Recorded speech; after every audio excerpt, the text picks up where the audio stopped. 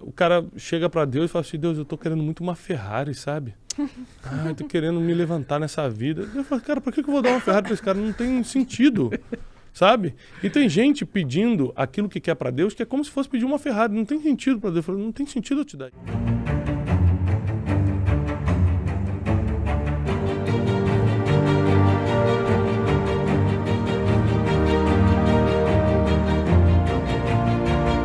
Um exemplo, tem uma oração, uma pregação minha no YouTube chamada Oração Inteligente.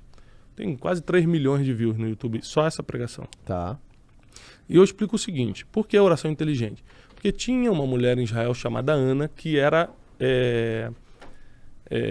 quando não pode ter filho, estéril. Era estéril. Tá. E o sonho dela era ter um filho, e ela não conseguia ter filhos. E naquela época podia ter mais de uma esposa, o marido dela, Eucana, tinha uma outra esposa chamada Penina, que tinha filhos e ficava caçoando dela.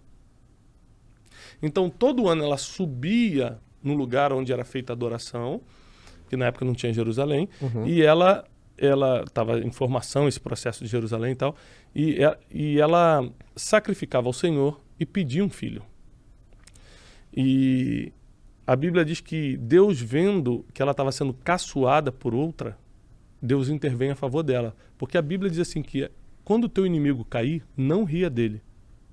Porque Deus pode ver isso e ter misericórdia do inimigo.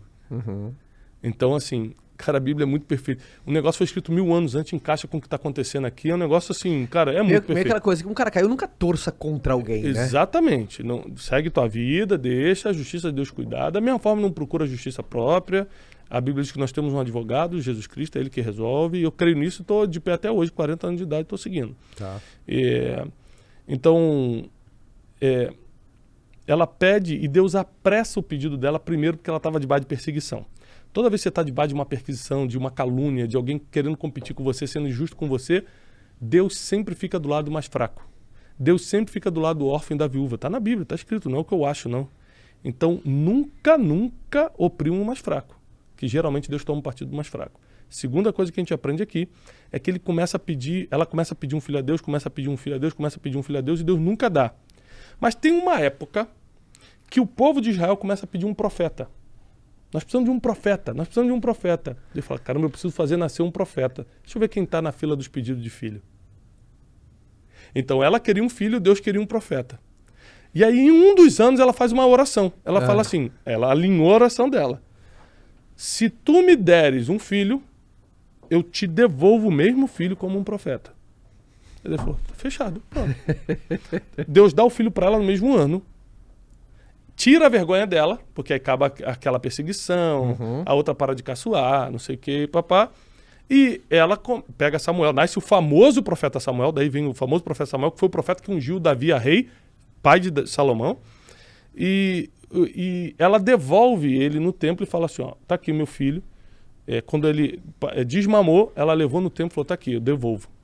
Aí a Bíblia diz, e Ana volta para casa e tem muitos outros filhos e filhas. Então, é uma história assim que mexe muito com a minha fé, porque é você alinhar a sua oração com a vontade de Deus, aí as coisas acontecem.